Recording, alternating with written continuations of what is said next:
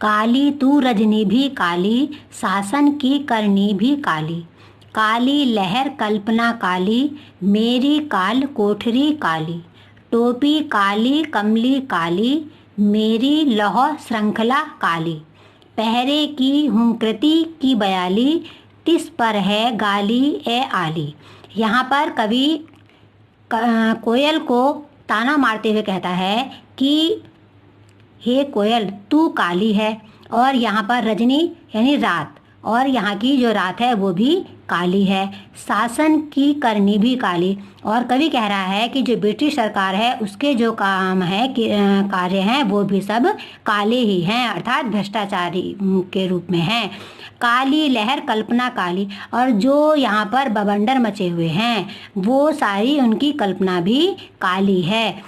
मेरी काल कोठरी काली, और वह कह रहा है कि जो मेरी काल कोठरी यानी जिस जेल में वो बंद है, जिस कोठरी में रहता है वो भी काली है।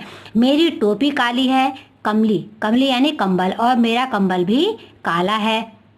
मेरी लौह श्रृंखला यानी जो जेल की सलाखें होती हैं, जैसे ये है यहाँ पर दिखाई दे रहा है सलाखें, जो मेरी लोहे की जेल की सलाखें हैं वो भी काली है। पहरे की हूँ कृति की बयाली यानी सर्पणी की, जिस तरह से सर्पणी की हुंकार या फुंकार होती है उसी तरह मुझे जो ये ब्रिटिश सरकार के पहरेदार हैं उनकी हुंकार मुझे एक गाली के समान लग रही है। अर्थात जो वे पहरा दे रहे हैं, जो आवाज़ लगा रहे हैं, उसको वो एक अपशब्द की तरह लग रही है, गाली लग रही है, और मुझे याद दिला रही है कि मैं यहाँ पर जेल में हूँ और हम परतंत्र हैं। ए आली यानी ए सखी। इस काले संकट सागर पर मरने की मदमाती, कोकिला बोलो तो अपने चमकीले गीतों को क्यों कर हो तैराती, कोकिला बोलो तो। कवि आगे कहता है कि हे कोयल तू इस संकट सागर में, यानी जो यहाँ पर क्योंकि वो रहती है वहाँ पर और जेल में है, उसकी कोई सुनने वाला नहीं है, संकट छाया हुआ है देश पर, तू इस संकट सागर में क्यों मदमाती हो रही है।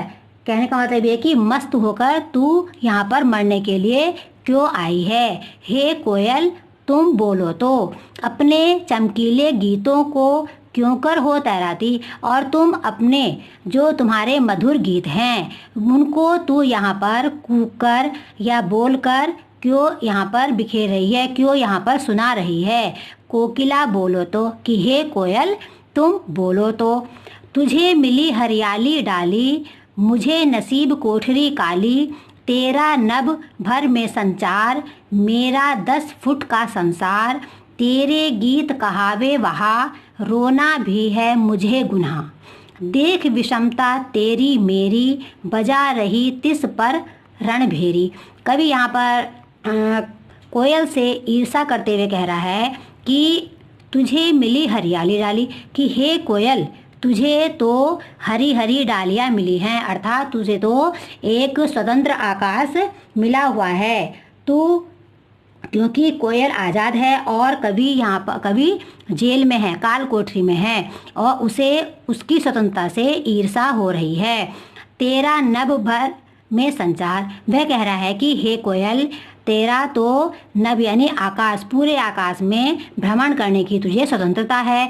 मेरा 10 फुट का संसार, और मैं तो केवल इस 10 फुट के कमरे में, कोठरी में ही ये मेरा संसार है, क्योंकि मैं बाहर नहीं जा सकता, मुझ पर पाबंदियाँ लगी हुई हैं।